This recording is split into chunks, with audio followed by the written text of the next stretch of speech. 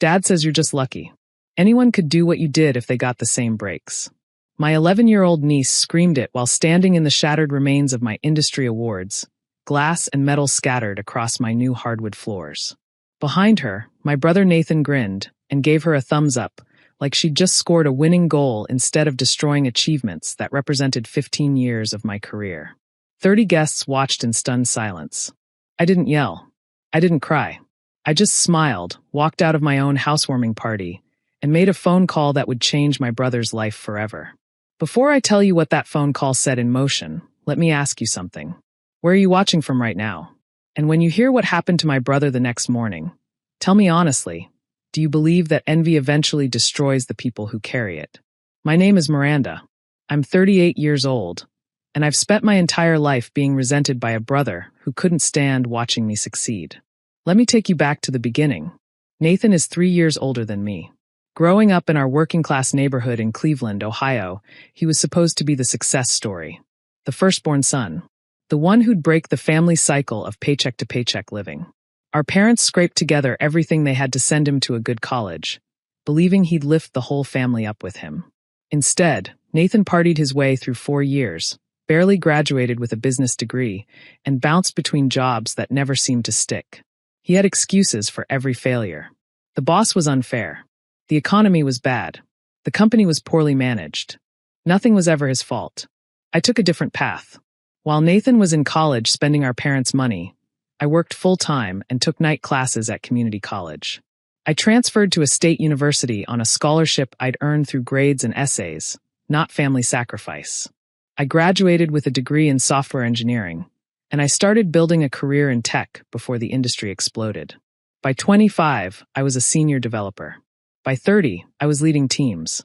By 35, I'd been recruited to a VP position at a major tech company, earning more in a year than our parents had made in a decade.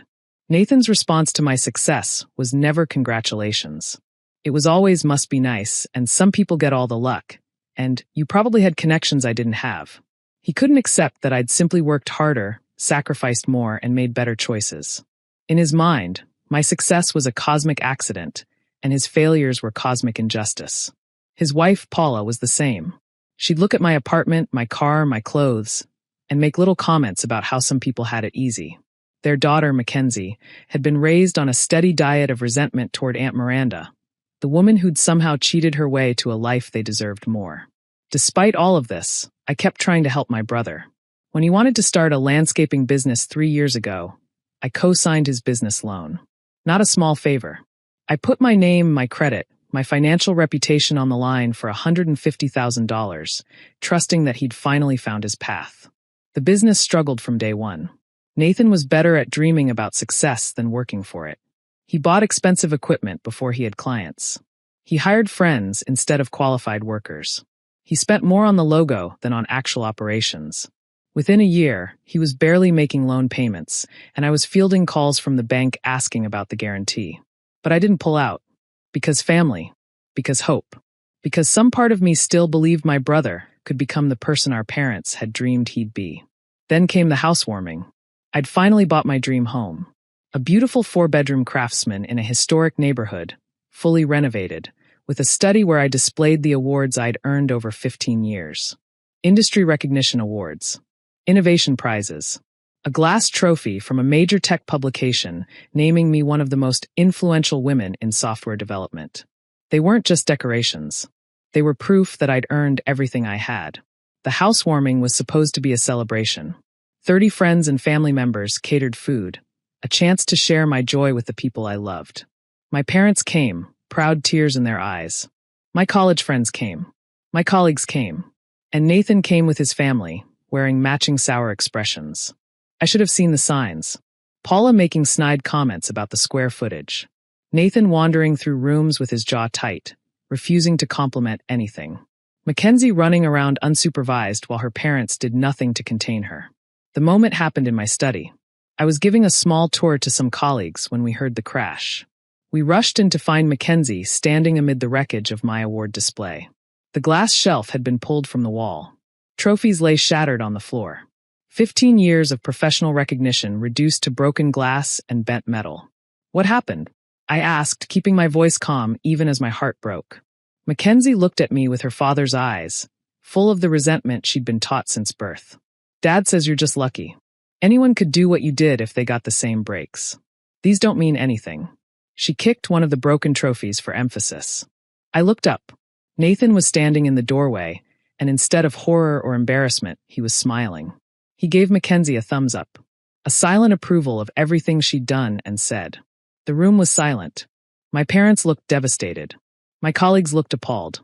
Paula was examining her nails like nothing had happened. I didn't yell. I didn't cry.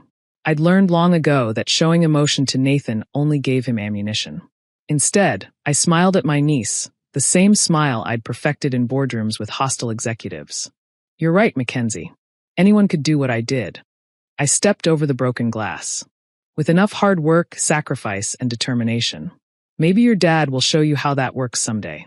I walked past my brother without another word. I went to my bedroom, closed the door, and made a phone call. Hi, this is Miranda Holloway. I need to speak with someone about removing my name from a loan guarantee. The bank representative explained the process.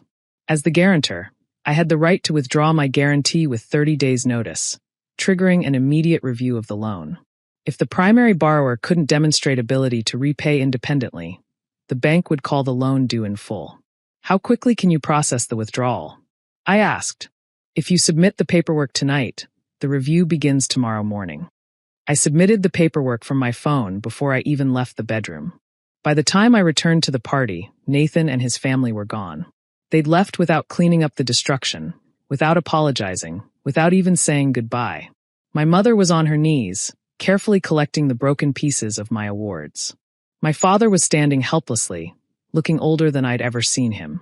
I'm so sorry, honey, Mom whispered. I don't know what's wrong with him. I do, I said quietly. Envy. Pure, undiluted envy. He can't stand that I built something he couldn't, so he has to tear it down. And he's teaching his daughter to do the same. My father spoke up, his voice heavy. Maybe we should try to talk to him. Family therapy or something. He's still your brother. I've been talking to him for 15 years, Dad. I've helped him, supported him, put my own finances at risk for him. And this is how he repays me. I looked at the broken glass in my mother's hands. Some debts can't be forgiven. They didn't know about the loan guarantee. They didn't know what I'd just set in motion. And I didn't tell them because they'd try to talk me out of it. The next morning, my phone buzzed with a text from Nathan at 8:47 a.m. What did you do? I didn't respond. Another text at 8:52. There are repo men at my shop. They're taking my equipment. I still didn't respond. At 9:15 he called.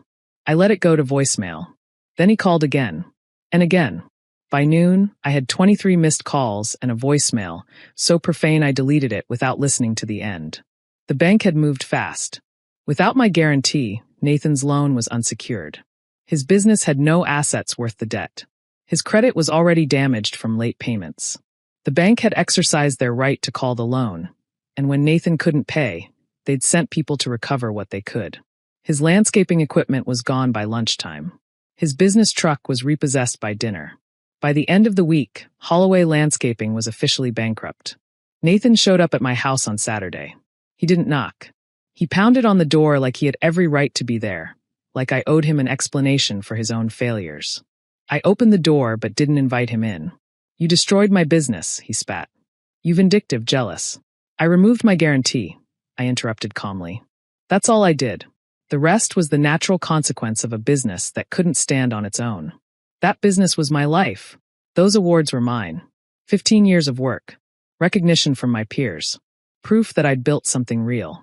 I pointed at the study, still visible through the hallway, the empty shelf where my trophies had stood. Your daughter destroyed them while you cheered. And you want to talk about what's been taken? They were just trophies. And it was just a guarantee. Just my credit. Just my financial reputation on the line for 3 years while you failed to build anything sustainable. I stepped closer. You've spent your entire life blaming luck for my success and unfairness for your failures. But here's the truth, Nathan. I wasn't lucky. I worked harder than you. I sacrificed more than you. I made better choices than you. And instead of learning from that, you taught your daughter to resent me for it. You always thought you were better than me. No, I thought we were equals who made different choices. You're the one who couldn't accept that. I started closing the door. The guarantee is gone. The loan is called. Whatever happens next is between you and the bank. Don't come back here, Nathan. We're done. Mom and Dad will never forgive you for this. Mom and Dad watched your daughter destroy my achievements while you gave her a thumbs up. They know exactly who to blame. I closed the door. Goodbye, Nathan. I heard him standing there for a long time. Eventually, he left. He didn't come back. The aftermath was messier than I expected. Paula filed for divorce 2 months later, tired of Nathan's excuses and empty promises. She took Mackenzie and moved in with her parents. Nathan lost the house they'd been renting because he couldn't make payments without business income. Last I heard, he was living in a friend's basement, working at a hardware store, still telling anyone who'd listen that his sister had sabotaged him. He never mentions the housewarming. Never mentions the awards his daughter destroyed. Never mentions the years I spent guaranteeing his dreams while he taught his child to hate me. Some people can only see themselves as victims. My parents struggled with the fallout. They tried to stay neutral, to love both children equally. But they'd been at the housewarming. They'd seen what Nathan had done. They'd seen his thumbs up to Mackenzie. Eventually, they stopped asking me to reconcile with him. They stopped making excuses for his behavior. They just accepted that their son had become someone they didn't recognize. I replaced my awards. Not with identical trophies, but with framed photos of the moments behind them. The conference where I won the innovation prize. The team celebration when we launched the product that changed the industry. The magazine cover where my face represented a new generation of tech leadership. The physical trophies could be replaced, but the memories were mine forever. Mackenzie sent me a letter 6 months later. Her mother made her write it, I suspect, but the words seemed genuine. She apologized for breaking my things. She said she didn't really understand why she'd been so angry at me, except that her dad had always talked about me like I'd stolen something from him. I wrote back. I told her that her father's feelings about me weren't her responsibility, and that I hoped she'd grow up to build her own success instead of resenting other people's. I told her that hard work was real, and luck was just what jealous people called it when they didn't want to admit someone had earned more than they had. I don't know if she understood. She's only 11, but maybe someday she will.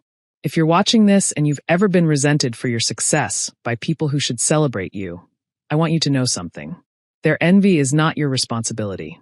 Their failure to achieve is not your fault. You don't owe your success to people who've spent years tearing you down. Protect what you've built, even from family, especially from family who've shown you exactly who they are. And when they come looking for someone to blame for their choices, hand them a mirror. If this story spoke to you, drop a comment below. And make sure to subscribe so you don't miss what happens next.